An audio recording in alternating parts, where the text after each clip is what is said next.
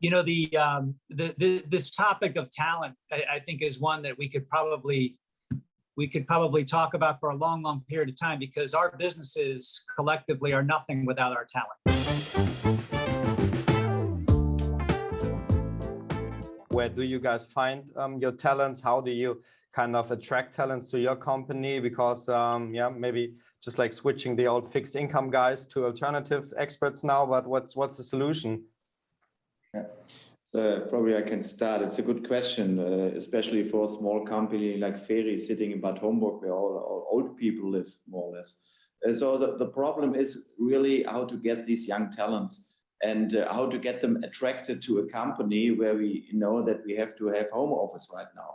And that's another problem as well. But if you work together with the universities, just in Frankfurt, just before our doors, in front of our doors, like the Frankfurt School or Goethe University, and to show them that our financial service industry is not so boring as they think it is. And that's also, I think, a problem right now, to get these young talents attracted for this financial service industry, to get them in the company, to show them how interesting markets can be, how astonishing markets can be. You see this picture in the back. So we have these pictures to show them there's something going on out there. And just to give them free experience and free room to improve and to show their talents. But everything has to do with also a technical talent in these times right now. Portfolio construction, we said, reporting, we said, all these things, the digitalization is really important. And I think one key factor is get them in the company, let them work on their projects, show them that they have comfort and support, and on the other hand, that there's a good salary as well in our industry at the end of the time. And I think we had at least 10 good years in our industry, and now we have to invest, and that's a hard time because the talents, as you said, Mr. Habicht, are getting less and less. And but showing them a culture in the company, I think that's really important for them. And then let them work on these projects and on these systems. I think it's definitely really important, and we are having exactly the same approach where, and that's also linked to the fact that we try to constrain ourselves to a limited number of asset class. I mean limited, that we are not trying to do everything. And very often we can see that we can recruit people, very good track record, coming from a very large firm with a good pedigree. And simply they are keen to come into an environment where I would say what they are doing matters. Very often when you work for a very large firm and when the firm has 1,000 of product, sometimes people, they have the feeling that they are a little bit lost in the middle of nowhere, and you have a couple of blockbuster which is keeping the attention of the whole company, and they cannot really grow their franchise. They cannot really grow the attention to the sales and the marketing. And I think that if you can offer the possibility to come up with an entrepreneurial project, I think you can get access. I think, to be honest, that maybe people are slightly less sensitive to the overall package today that they used to be 15 years ago, if we can offer them a good project and a good entrepreneurial project.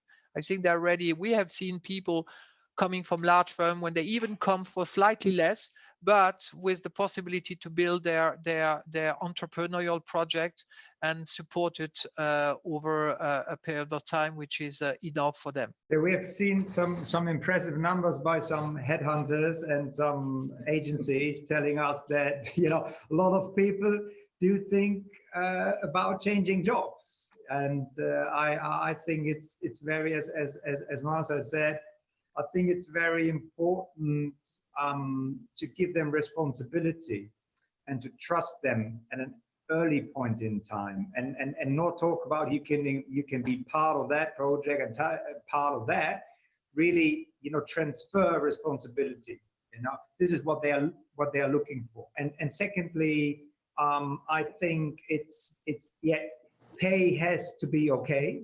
It's not the most important thing, but you have to at least be where the market is. Yeah.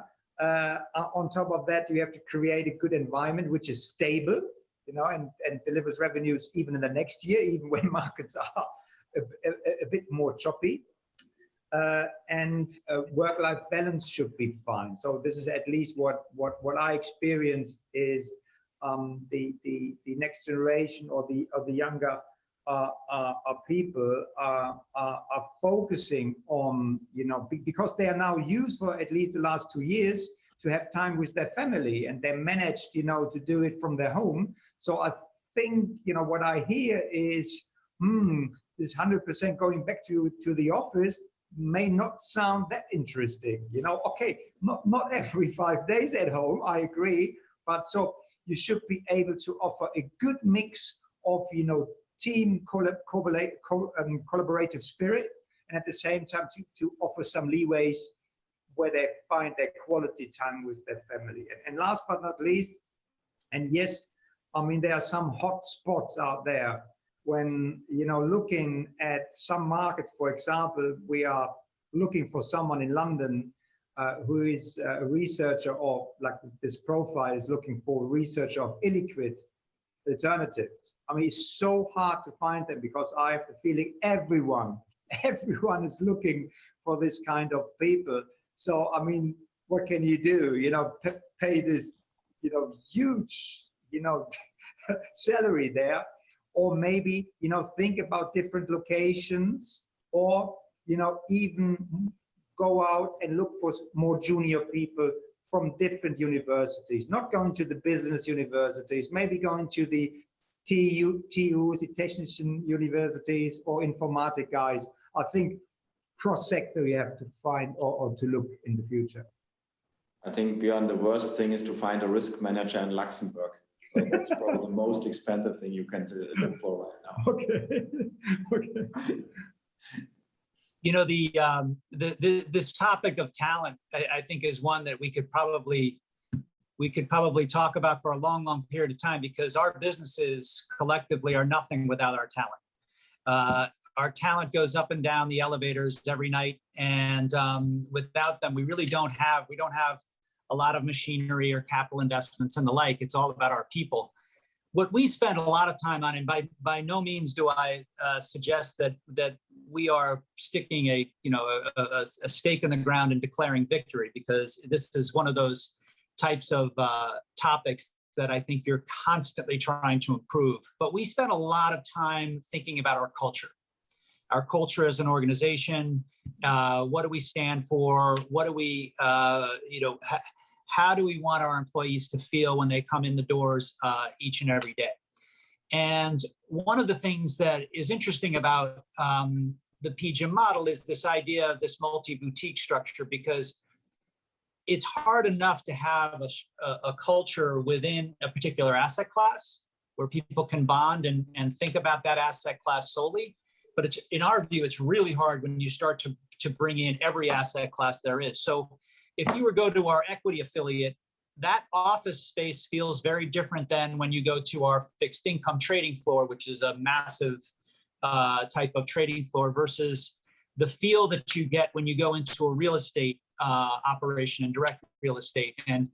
And we think that helps because it creates a culture within that particular asset class that everybody at least is coming in and thinking about the same things. Stuart, I really totally agree with you. I think that we are one of the industry where culture is important. I don't think it's necessarily comparable to other industry. And I think that it's an industry where it's difficult to do something people cannot do because the copyright is very easy. So the name of the game is very much about the culture, and that's how you can bring talent people, and that's how you can keep talent people. I 100% agree with you. This is also why I'm maybe controversial here, but I'm usually not a big fan of the home working policy, because I think that the home working policy, of course, you have to keep a level of flexibility. But I think that I could have seen in certain cases in Europe, companies going really far to the home policy, allowing people to stay 2 days at home even 3 days at home, which I definitely believe is the wrong decision, because one day or another, you're going to pay from a culture standpoint. Plus, the element is that suppose, even if I'm not 100% convinced, but let's suppose that individually people, they have a better productivity when they work from home because they can claim that, yeah, I'm not disturbed by this or that and whatsoever. So suppose it's true. I definitely believe that even if the individual productivity is a bit higher, the overall productivity is definitely going down. The corporate productivity is going down, even if individually it's going up. And the culture element you're mentioning, Stuart, I fully agree. Nicolas, you're definitely right, but you will see this will also change back probably in the next months, hopefully. So the people are keen to come back in the offices to see their colleagues, to talk in the coffee break or something like this, because I'm right with you. 2 days are a lot, 3 days are probably too much with home office, and you don't grab the people anymore. And that's the problem. You can grab them, you can take them in the arms, you cannot have these discussions on site.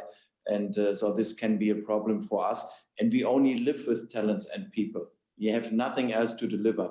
And that's also a big problem. And these characters does not fit. And we saw a lot of bad things, 2006, 7, 8. So if you don't have these characters sitting in front of you, it's kind of difficult to grab if they are still on the road or not. Fully agree.